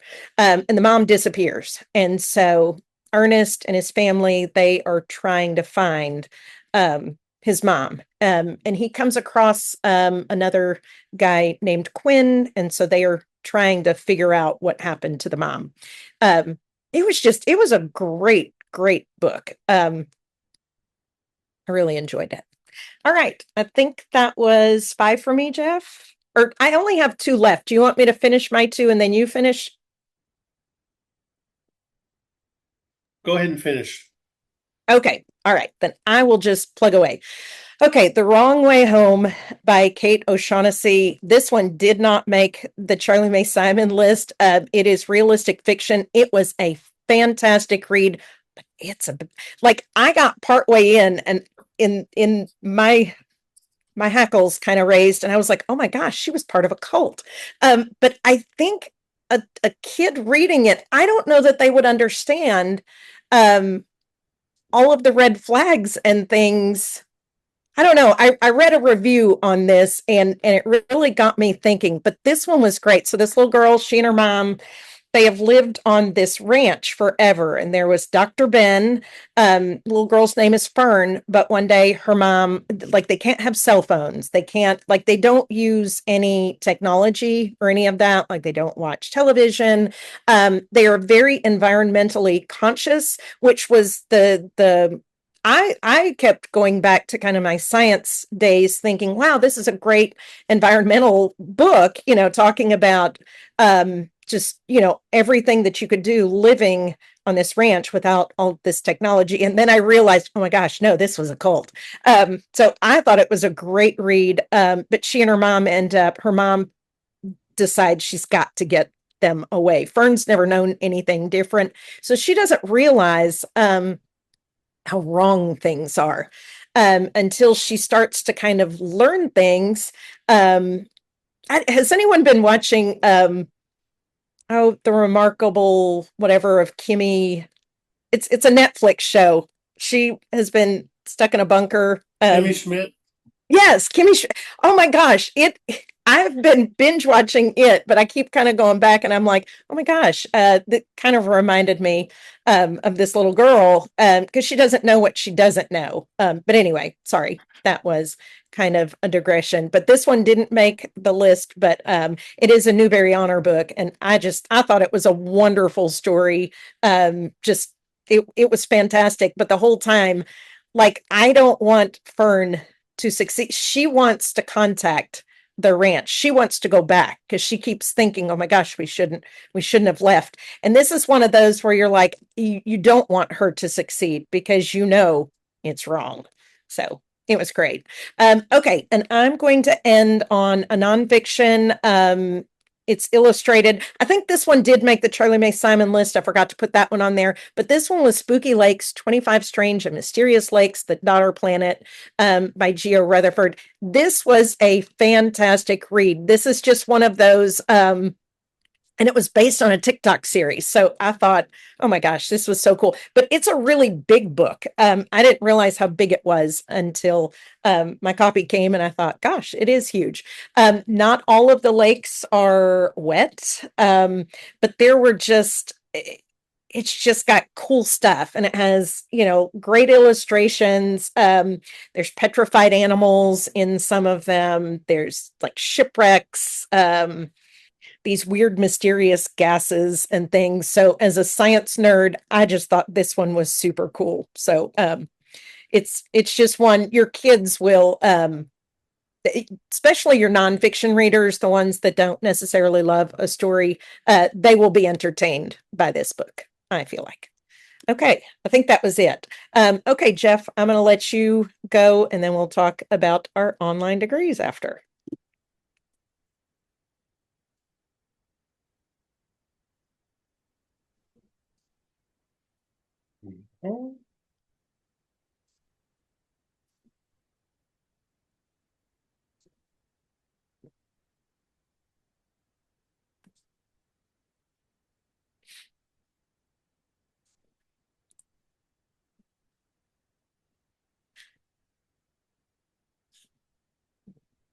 So I'm reading the comments. Well, yes, I know. I need to throw those stupid socks away. I could do yeah, mismatched socks, I can't do it. I just can't. My nieces and nephews all do.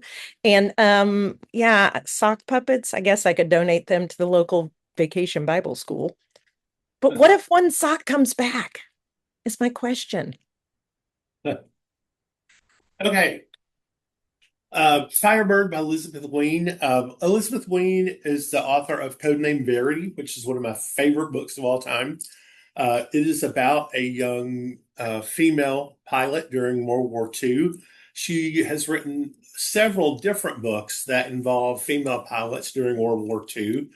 This, in England, this book is about a female pilot teen in Russia during World War II. And in this book, this young girl is recruited by a famous Russian female pilot to do flying exhibitions with her across the motherland so that they can recruit young men and women who want to become pilots for the effort.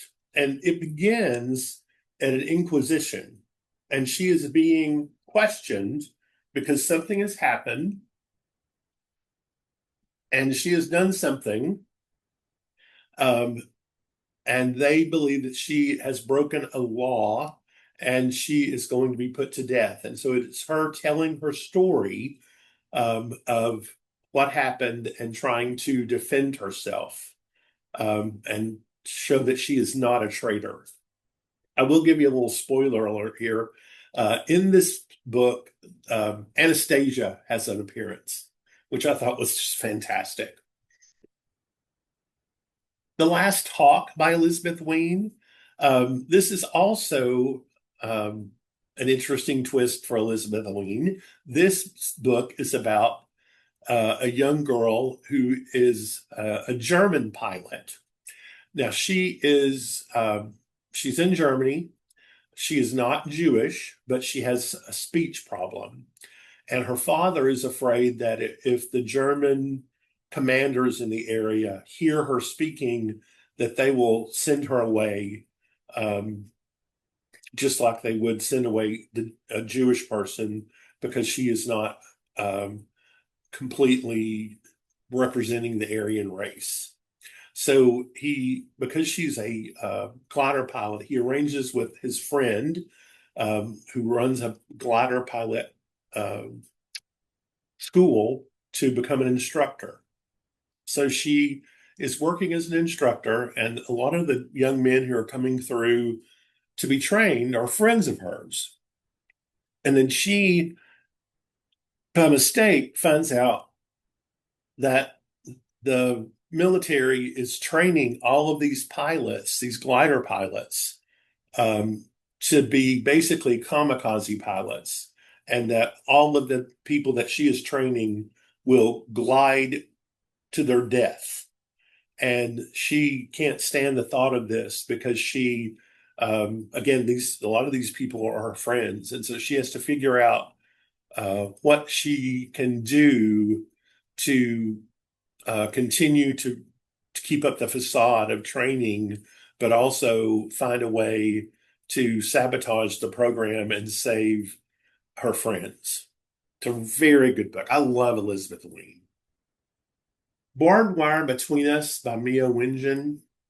This is a backward poem. It's a picture book, but it's written as a backward poem, and this will mess with your mind. The first half of the book begins with one word, and it tells the story.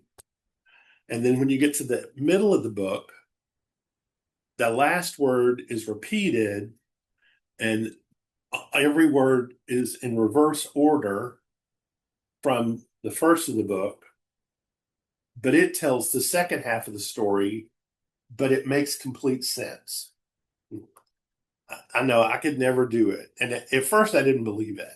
So I got in the middle of the book and I would look at the words and to make sure that they were backwards.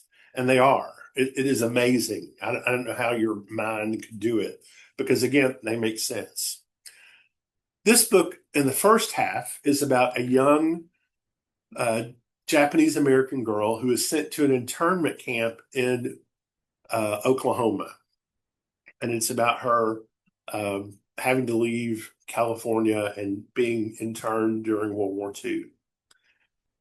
The second half of the book is about a young Hispanic girl who is being held in that very same camp in Oklahoma when we were taking children away from their parents at the border.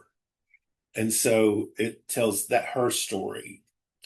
The interesting thing about this is that, we have all said we would never repeat the sins of our fathers and have people in concentration camps like World War II. How could that have ever happened?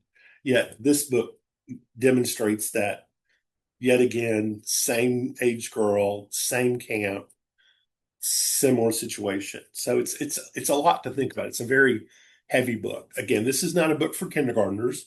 This is a book that you could use in high school social studies to talk about politics and to talk about concentration camps. Again, very thought-provoking. Also, if you're an English teacher, this idea of a backward poem blew my mind. Countdown by Deborah Wiles. This is a book about a family, a military family. They are stationed in Florida. The oldest daughter is sort of a hippie. The youngest daughter is in middle school trying to figure out her life. There is an uncle who believes he's still in the war. This takes place during the Cuban Missile Crisis. So everybody is there doing things to like prepare in case Florida is hit by a nuclear warhead. So like they're practicing laying down in ditches because if you lay down in a ditch, then of course the radiation can't hurt you. And this reminded me of when I was in seventh grade, we had a coach for health class and he was apparently very lazy. And so every day we watched a film, film, and they were all about building nuclear bomb shelters. And they very much was like if you're riding along your bicycle and you see a mushroom cloud, you're supposed to throw your back down and get in a ditch. And they taught us how to find the signs for the nuclear bomb shelters in our town. And these films literally scared me to death. It wasn't until, I went home and tried to get my parents to build a bomb shelter. It wasn't until several years later that I realized that he was showing us films from the 50s and 60s that were just in the library because he didn't want to do anything in health class. I thought they were for real, and it scared me to death, which reminded me of this book because all of the stuff in this book is like telling people how to do a bomb shelter and telling them how to prepare and what they should have and what they should do. I listened to this on audio, so it's very interesting because it's told in radio snippets and television snippets and newspaper articles and people on the street talking but it's all about basically this family going through the weekend around the Cuban Missile Crisis. And I finished this book and I was putting the bibliography in for my book talk this summer. And I thought, why am I reading this old book? And I realized it's because we have a faculty middle grade book club here. And it was one of the books on the list. And so I enjoyed it so much that I looked up Deborah Wiles and I read this book, Kent State. This is another book written in the very same way. And I also did it on audio. And it is about the Kent State event where 4 students were killed on the campus of Kent State by National Guardsmen by mistake. And it's told again from the voices of witnesses, from the voices of the people who were killed, from voices of the government officials, from voices of the university officials. Just a very interesting book. When I was in school, history stopped at World War II. We never got past World War II. So both of these books I enjoyed, even though they are young adult books, because I learned history that I didn't really know. Because again, anything that's past World War II, history wise, I've had to seek out myself. Sunrise Nights by Jeff Zintner and Brittany Cavallaro. This is Jeff Zintner, who is one of my favorite authors, and this is about two kids that go to a art camp, and the girl is a ballet dancer, and the boy is into photography, but the girl is going blind, and so they meet at the very end of their sophomore year of camp. And at the end, the last night of camp, they have what they call sunrise night. And the students are allowed to go into the nearby town, and the town stays open all night, and the kids can go eat and go to the movies and go skating and all that kind of stuff all night long. It's a tradition. So they decide that they're not going to have any contact, social media, cell phone, anything for a year. So the next summer they meet again on sunrise night, and there's the strong connection between them.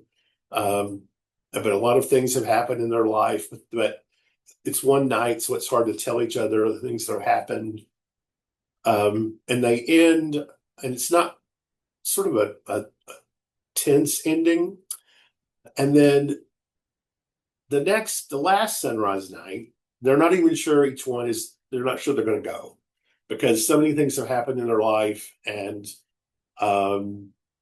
they ended not so great on the end of the last one, but eventually they do both end up going, and they meet each other there, and because it is a romance, they have finally given to the fact that they like each other and that they should have a relationship beyond a sunrise night. It's a very good book. I mean, I like Jeff Zintner. This is not my favorite book of his, but it's good.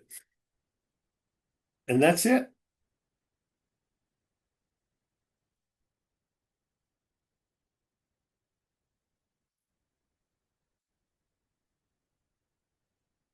Anybody have questions for us, either one?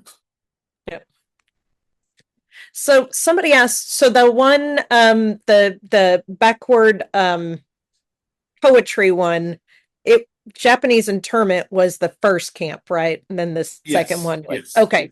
So yeah, I didn't know anything about Japanese, and I'm like you too. I think World War II pretty much was the end of any kind of history that I got as well. But I will say there are so many pieces that I didn't know anything about the Japanese internment camps until I was a teacher at Greenbrier. So like I was in my 30s by the time I even knew what that was. So you didn't grow up in Arkansas. I did not. Yeah, if you grew up in Arkansas, you hear all about it. Okay. Well, I grew up in Illinois, so we had we learned about Casimir Pulaski, and then we get down here and I'm like, they have a Pulaski County too. We got out for a day of school because Casimir Pulaski Day. I don't even know what the guy did really, but anywho, that's neither here nor there. We learned a lot about Abe Lincoln too.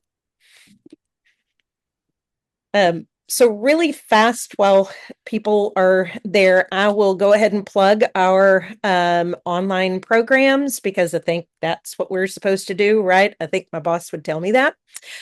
One thing I will say, tomorrow is the deadline for the Arkansas Teacher Academy Scholarship.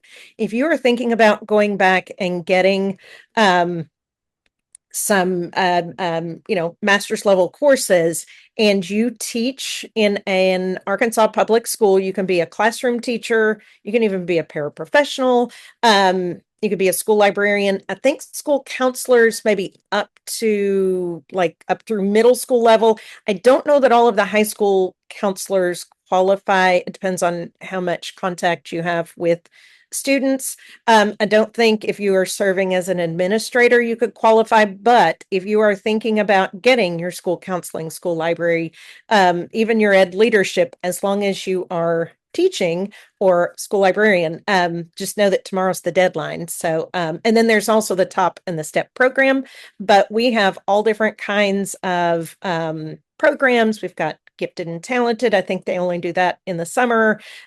We have digital age teaching. We have our dyslexia endorsements, all kinds of great stuff. So I just thought I would do that quick plug.